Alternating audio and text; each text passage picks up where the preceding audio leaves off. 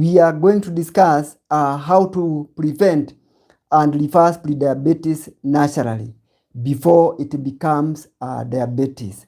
So we are going to look at what is diabetes, what is prediabetes, why do we need to do something about it, and what can we do. We will look at what are the possibilities that you have even without needing any treatment. So let us start with the truth. Prediabetes is a condition where your blood sugars are higher than normal, but not high enough to be called diabetes. So in this situation, your body is telling you that it is struggling to process sugar. Help me before it is too late. You will find that the sugar lysis will come at some bouts. Possibly after you eat, your sugar will rise and then and go beyond what is the normal that is expected of the normal measures. And then after some time, it will calm down.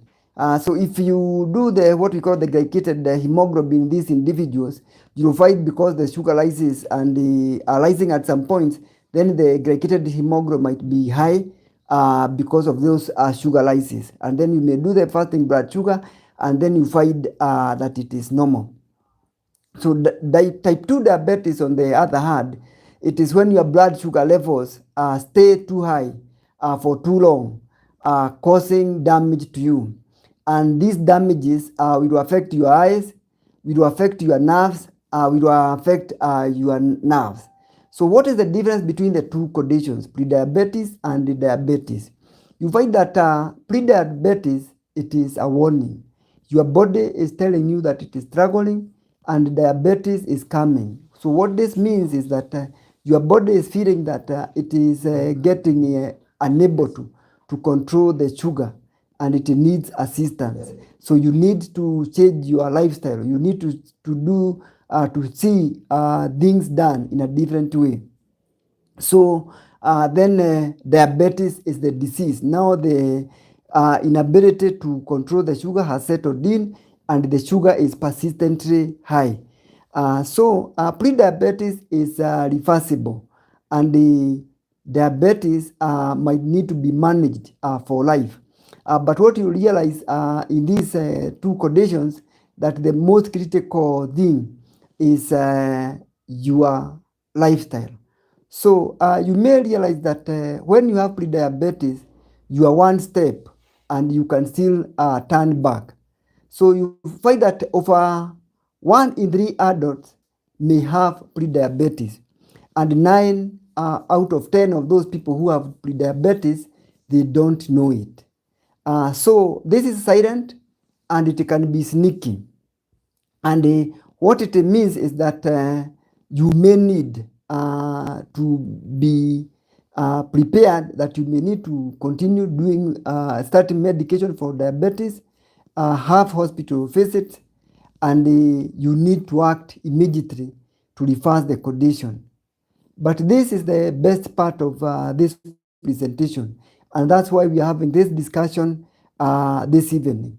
With the right lifestyle changes, you can reverse the prediabetes state and be able to get your sugar back to normal control naturally without having to use medicine. And this is the truth, it is not gimmicks. So worldwide, more than 500 million people have diabetes. And in Africa, diabetes has increased by over 134% in the last 20 years. So these are very significant rise in the number of people who have diabetes. This is contributed by a number of factors. So in Kenya alone, thousands of people have been diagnosed with diabetes on an annual basis, and many are being missed because the opportunities to come and check their blood sugar is not there. And this is presenting as a crisis. Many people present when it is late, and when the symptoms and complications have already settled in. So why is this that many people have pre-diabetes? They do not know it. And why are they presenting when it is already too late? The answer is very simple. Pre-diabetes has no symptoms. Your sugar is uncontrolled, but there is no symptoms that are manifesting in your body. And if they are manifesting, you might not recognize it. You may just feel like it is the normal tiredness, it is the normal brain fog. You have these abnormal sensations, which you are not very sure what is causing them. So then you present when it is too late. And usually, some of the complications that people will present, they might present with the effect on the eyes, effect on the kidneys, or even effect on the nerves. So, what are some of the signs that might tell you that you could be having pre-diabetes? One of the major signs is constant fatigue. You wake up in the morning, you have slept enough, you had an interrupted sleep, but even when you wake up, you don't feel like getting out of bed, you are feeling very tired. So, this is could be a warning sign that something is not right. Then the presence of belly fat. So, how do you tell whether you have belly fat? This is doing the abdominal circumference. And then how do you do the abdominal circumference? It is doing the circumference of your tummy at the, excuse me, at the left of the belly button. And for men, if it is more than 102 centimeters, then you have belly fat. And for ladies, if it is more than 88 centimeters. And this you can do with the normal tape measure, the tailor's tape measure, which you can have at home. Then the presence of sugar craving. This is because of the presence of insulin in your body, which works extra hard to try to lower down your blood sugar levels. And because of this, you start craving for more sugars, for more food. You are feeling, you have bouts of hunger because of the effect of insulin. Then you may have dark patches around the skin or around the armpits.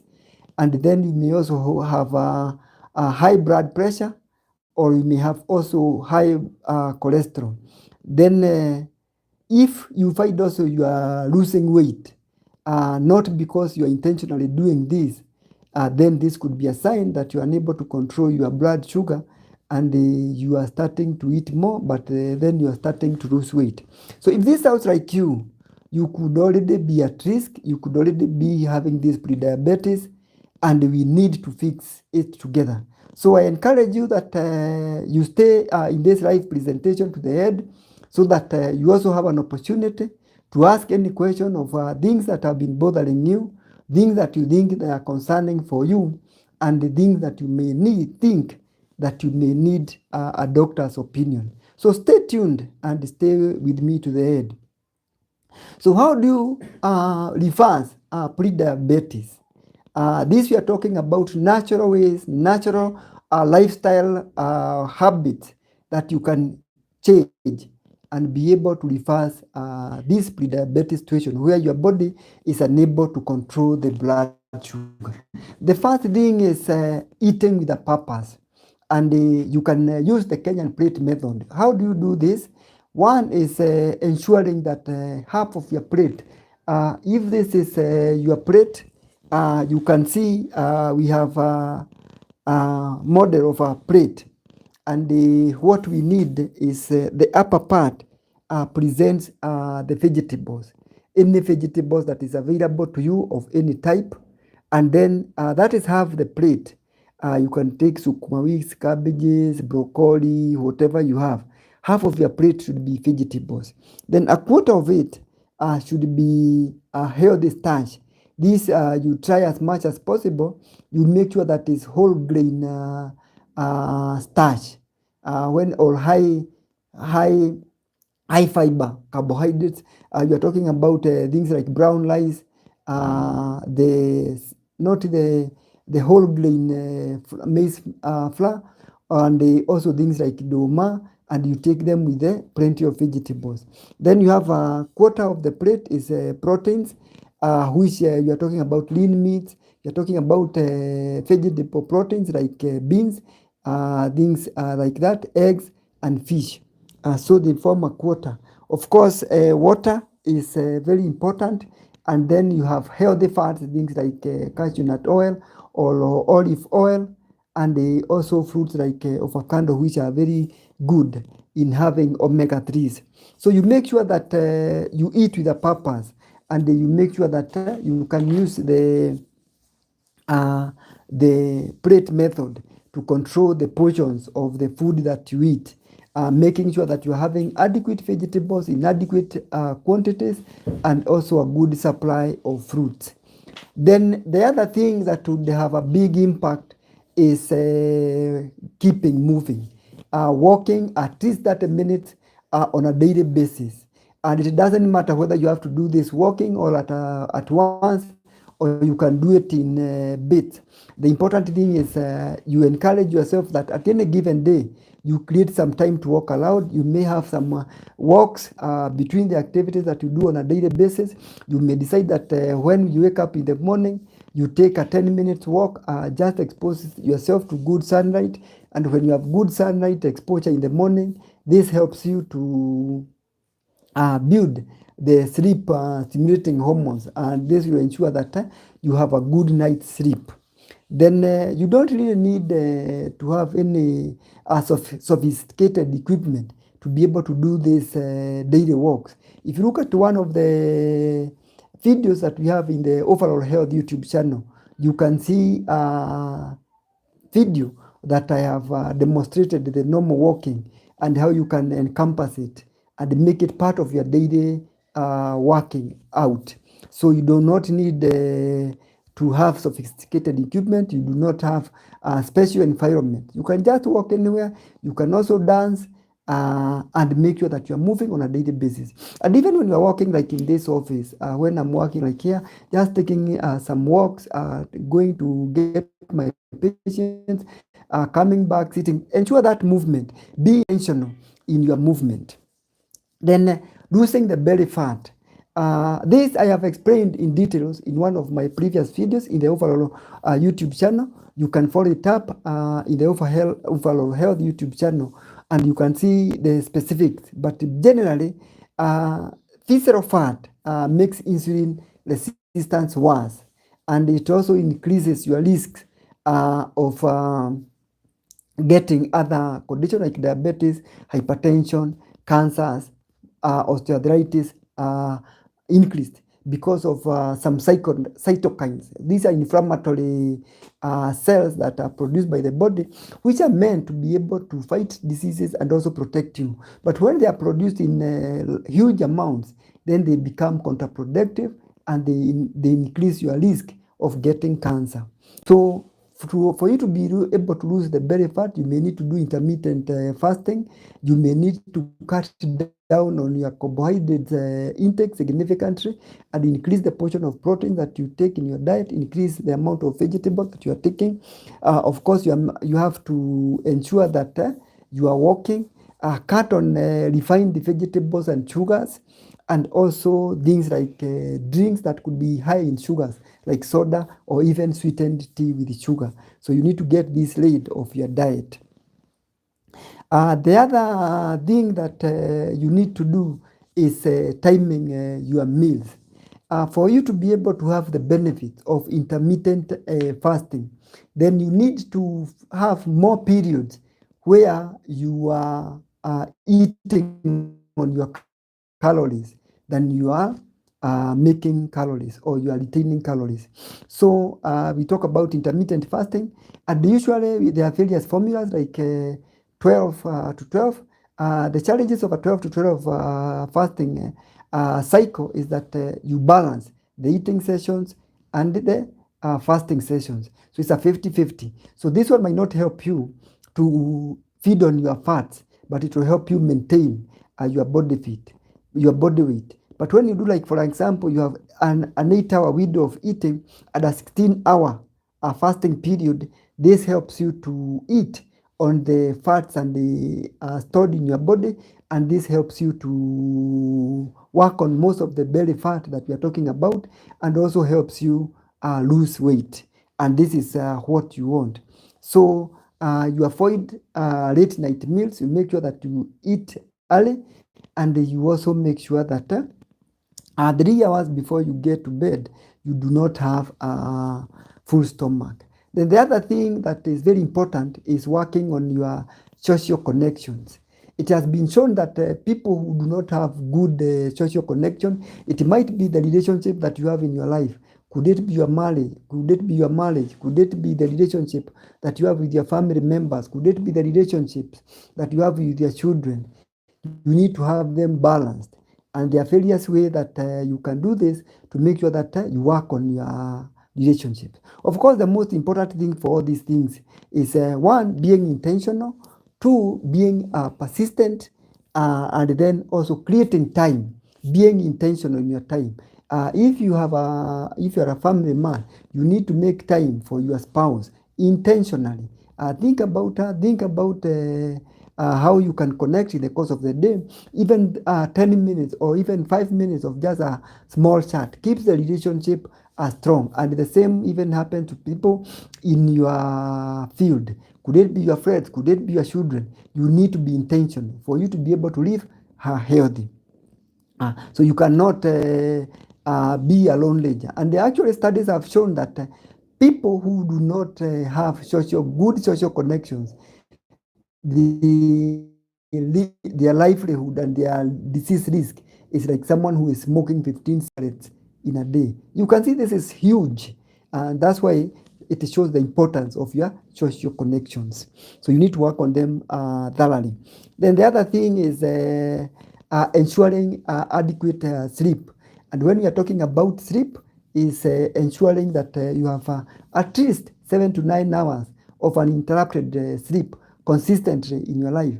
In some of the previous videos, I've talked about how you can ensure you are getting adequate amount of sleep so that your sleep is not interrupted and you are able to wake up refreshed, and you are also able to get the benefits of your sleep. So if you want to know how to get good sleep, then you will be able to check the Overall Health YouTube channel.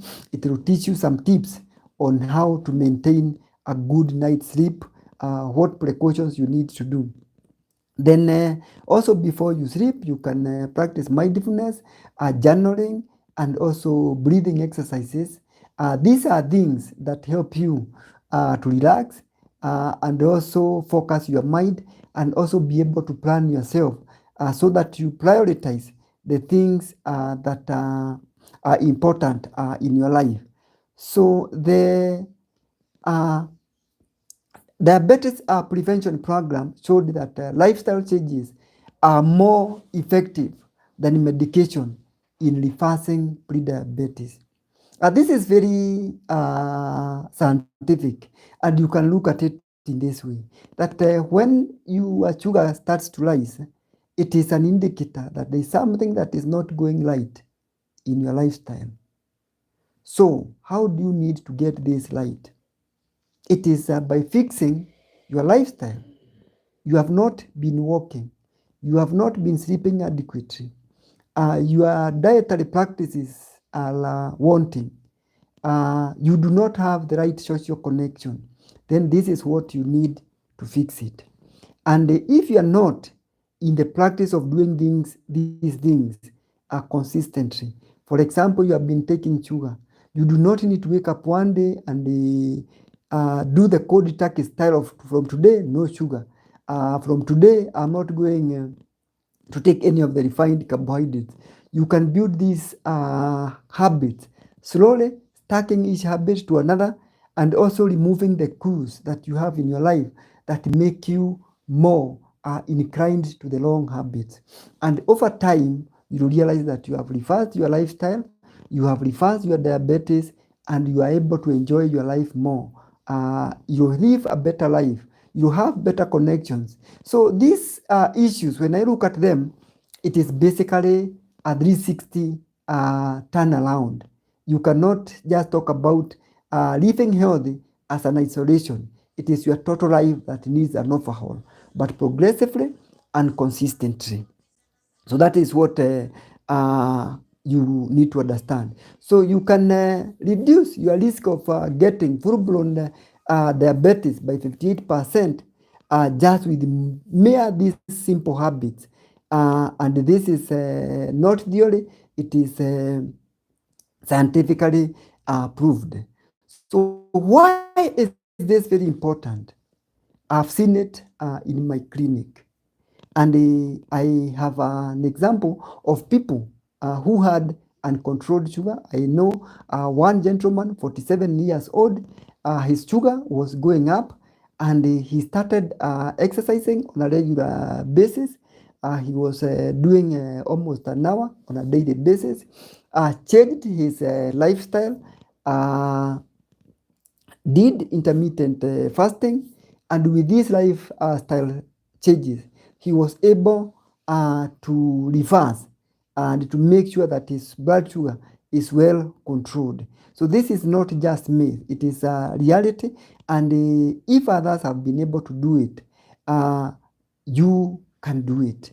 And you do not have to be an example of being a patient for you to be able to know these things are done. What this means for me and you is that all of us are at risk of getting diabetes, and we need to change our lifestyle. As I say, lifestyle is like a basket where we have various aspects of our lifestyle. We look at what we are eating, we look at the amount of exercise we are doing, how our social connection, what are we doing with our diet, how is our movement, and each is a basket. And when you look at it like an account where you keep depositing things, if you keep today you have eaten more protein foods with more vegetables, with whole carbohydrates, high fiber, then you have made a deposit, and you keep putting the deposit, then your account will be building up slowly. What this means is that you are healthy, you will be more better than if you are not doing anything. If you are walking every day, you walk for 30 minutes, you are building on your exercise program, then it means that you are building your health for better. And the studies have shown that even that doing some of these things also increase your longevity. In some of our upcoming videos, we'll look at some of these actions and their relationship to long life, and also their relationship to preventing diseases. So you can see that there are multiple benefits if you put these things into practice. And these are natural ways. These are things that you can do at the comfort of your life, of your home. You do not need to have money. You do not need to have space. You just need to have the right intention, and to create the willpower, and slowly and confidently work on the lifestyle habits that are endangering your life. So what is the way forward, and what do you need to do starting today? It is not too late. The first thing is you need to do is you need to book and take a blood sugar test.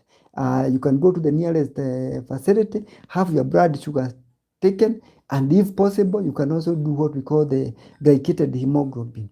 Glycated hemoglobin is a test that shows you how your blood sugar has been for the last 3 months. And if it has been high, then normally your glycated hemoglobin will be more than 6.5%.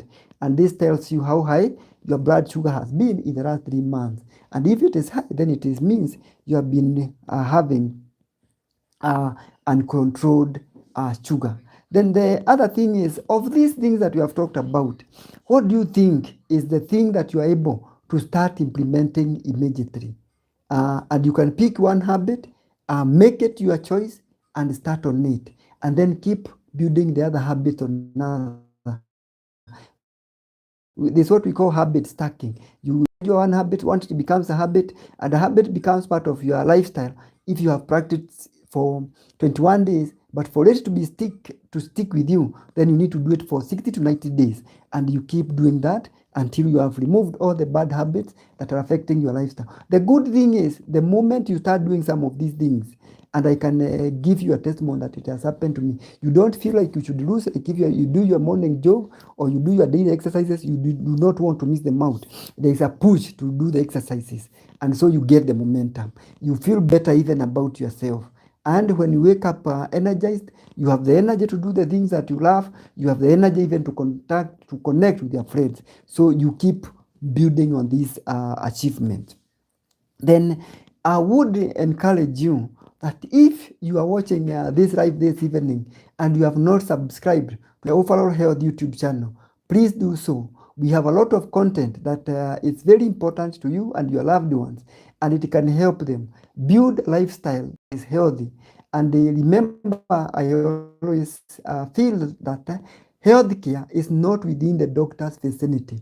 The healthy life that we are talking about is within your homes, where you are on a daily basis. It's within your workplaces, where you are working on a daily basis. What are the things that you can change? And you get tips on how to stay healthy. There are many videos in the Overall Health YouTube channel that you can watch, and they will give you tips on how to build a relationship, how to avoid stress, and we also have blogs and newsletter articles which you can follow from on the overall the Wellness Health Services website, and you can see our blog articles on that site. And we also have a newsletter in the LinkedIn, which is called the Health Insights Club newsletter. Then it is important that if you have watched this live and you feel it is helpful to you or to your loved one, do not just consume the information. Share it with someone, discuss it with someone whom you care about, and make it a reality in their lives. And you can be very sure the statistics we are talking about of more Kenyans being diagnosed with diabetes, we will be able to reverse them. And one of the most interesting things is that habits do not change when it is the individual. They change better when it is the society, because there is that peer pressure from your friends. When there is there are some studies that were done. Someone was trying to follow teenagers and is looking at how they use their social media. And it was found that when you really want teenagers to control their use of electronic, it is easier. Like when you do it in a school, you encourage all parents in a school to keep away electronics from their children, because when you say children from one family are the only ones who are not using electronics, and everybody else around them is using electronics, there's a lot of pressure from their peers. And it's the same thing even in our society.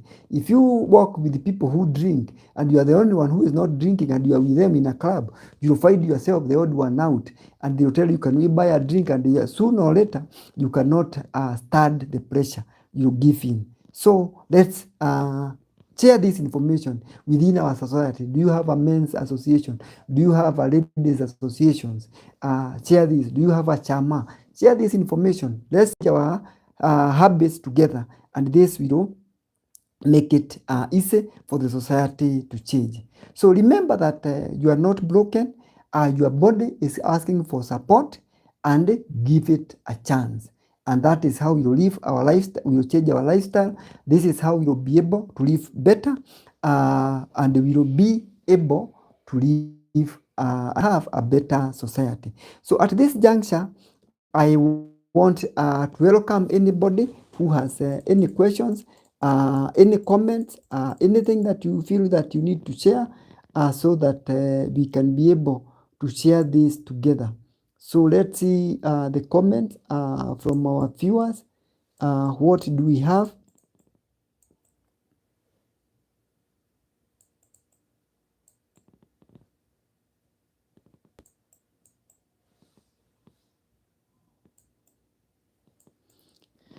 I'm looking for comments from our viewers. Let's see what we have.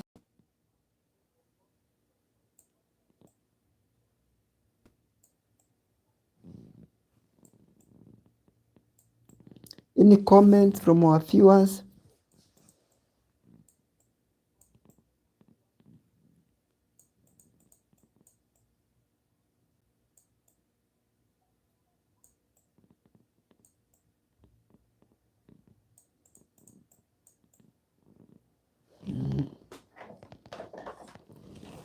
Comments from our viewers.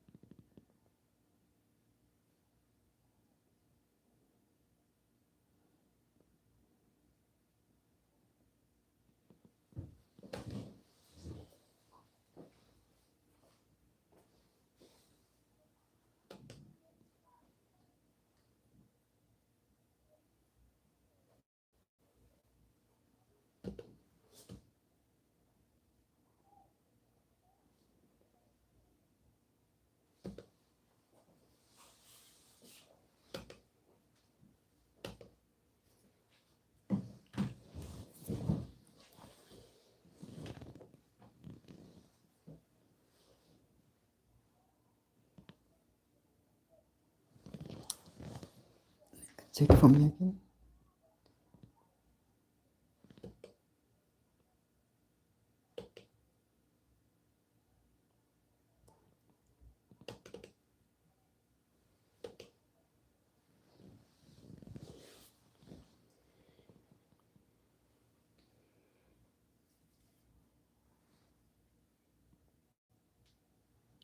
Yes. Wow.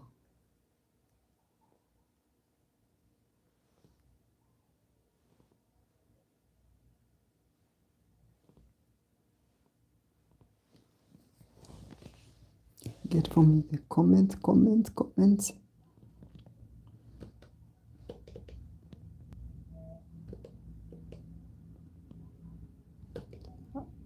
I just enlarge it.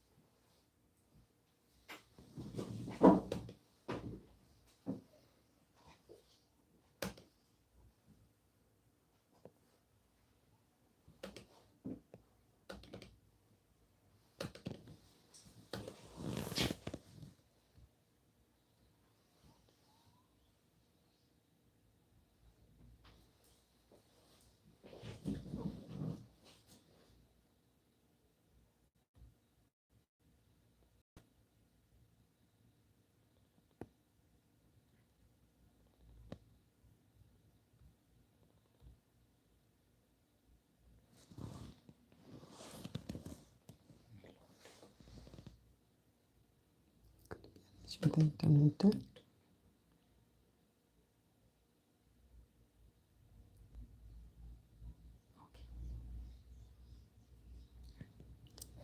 Yes.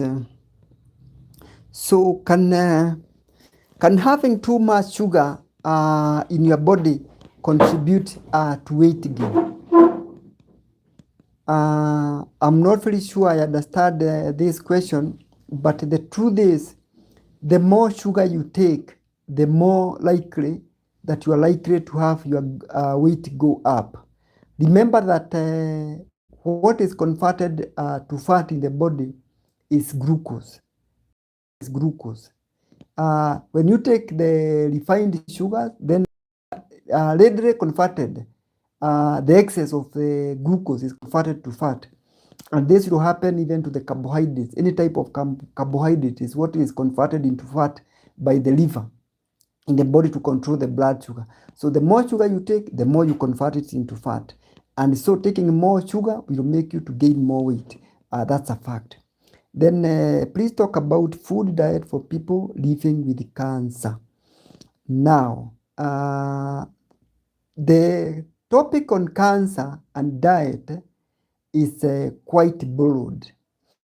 I cannot to cover everything on it at this juncture and in this live presentation, but I will say this. If you have cancer and if you want to present yourself from getting cancer, the dietary measures that you might need to take. One, you need to control the amount of sugar you are consuming. The more sugar that you consume, the more you are feeding the cancer cells, and this is making it worse for you. So if you have cancer and you are taking sugar, try to reduce it as much as possible. As I talk, sugar is an inflammatory stimulator because of the hormone insulin. So you really want to reduce your sugar intake. And then also you want to really reduce your intake of the refined carbohydrates. Take more proteins, incorporate things like exercise in your lifestyle. And it has been shown that people who have cancer, they take less sugar, they take more of the whole carbohydrates with moderate amount of the good amount of proteins, take a lot of vegetables and fruits, drink plenty of water, they will live longer and they will be able to overcome their cancers better than those people who just continue taking high sugar, high carbohydrates, and avoid all these sugary drinks because they have a negative impact on your health.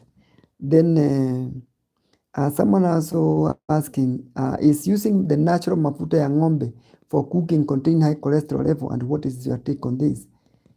Not really. As I said, what really makes, we also we have the trans fat, of course, when you are using the mafuta from animal fat, and most of it can be converted to the highly refined fats, but also depends. We encourage you to take more of the lean meat than the very fatty amount of fat, because again, taking the wrong amount of fat will also put your health at risk. So those are some of the things that I would want to comment. I encourage anybody who has any question to keep posting them. And also I would want to know whether I've answered this question adequate, or if you have any other burning issues that you have. Otherwise, I want to thank you very much for joining this live presentation. Remember, your health is your responsibility. Little actions that you do on a daily basis and you do them persistently will have a big impact in your life and will make your health better. So thank you very much. Enjoy the rest of your evening. Thank you.